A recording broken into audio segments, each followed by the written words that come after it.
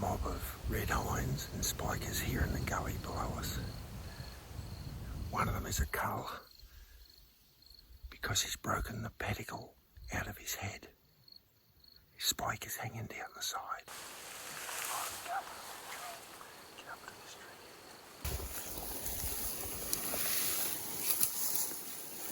Oh, okay. Get up to this tree here, yeah.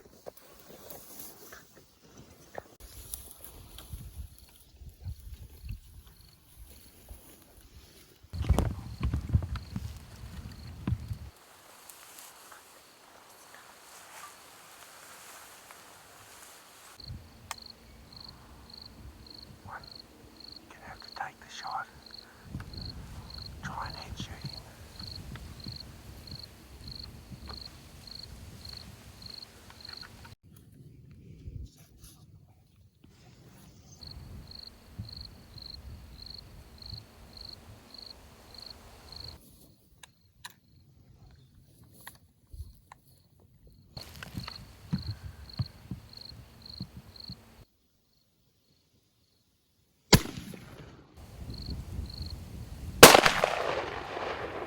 Now, before the shot was taken and soon after, I was able to get a good look at this mob, and I find this is very useful for me when I'm managing different herds of deer in the area.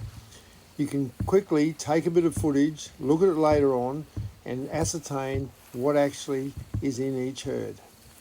In this one, I could see there was about 4 13-month-old red spikers, a couple of mature hinds and their fawns, one dry hind and 2 yearling hinds. Now there's usually up to about 12 hinds in this family group, and they raise between 4 and 8 fawns each year of about 50-50 sex ratio. We've shot 4 mature hinds and this cull stag out so far this year, and that leaves up to 8 hinds which have 4 to 5 fawns. This allows us to then take out some cull stags during our venison hunting time of the year, and leaves around 3 mature stags a year that this herd is producing. So this stag was a classic example of what we call misadventure.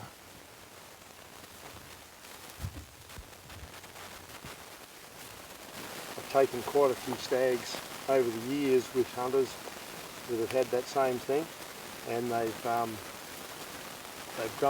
back, but oftentimes they might have, the one we had there had I think 7 or 8 points on the one side, and he had just like a big malformed thing that every year would hang down on the side. One stag we watched him for, I think it was 9 years, and every year he had the same thing. He had just this malformed one hanging down the side. So good stuff. Get him bled out. Good shot. What do you want to do to the front? Slip it through something? Yeah, we'll just cut in the tendon.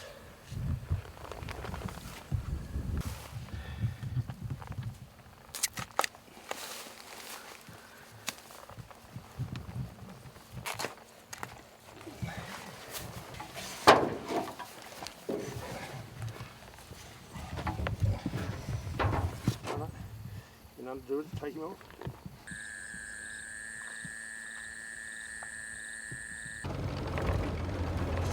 Chilling out in the old zook, the famous zook that I stalled 10 times in a row, and the only normal person in the back.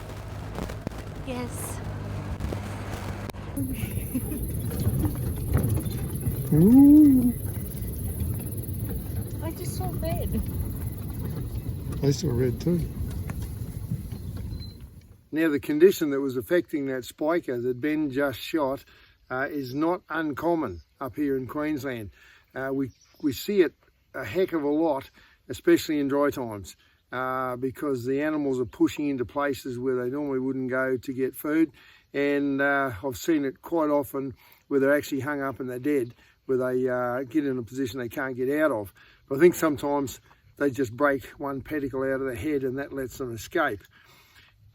Here's a classic example of an axis deer, a tittle deer, that I saw up in Charters Towers quite a few years ago.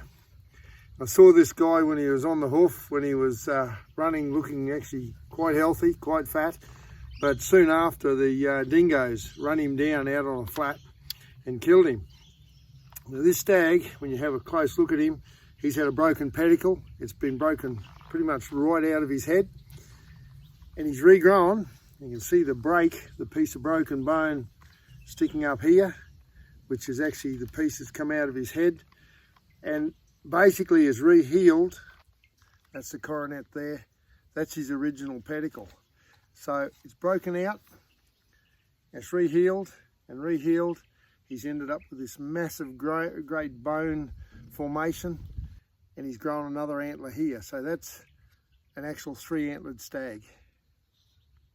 Now, over the years, we've taken quite a few red stags that are very similar, probably about 6 or 8 that I know of through the years, big stags that is, and usually they'll have a really good antler one side, or a typical antler one side, and the other one will be hanging down or it'll be malformed. And yeah, there's some great examples of that I'll try and show you now. So we might see that as an animal we want to cull out of the herd, but we'd be culling him for damage reasons, not for genetics.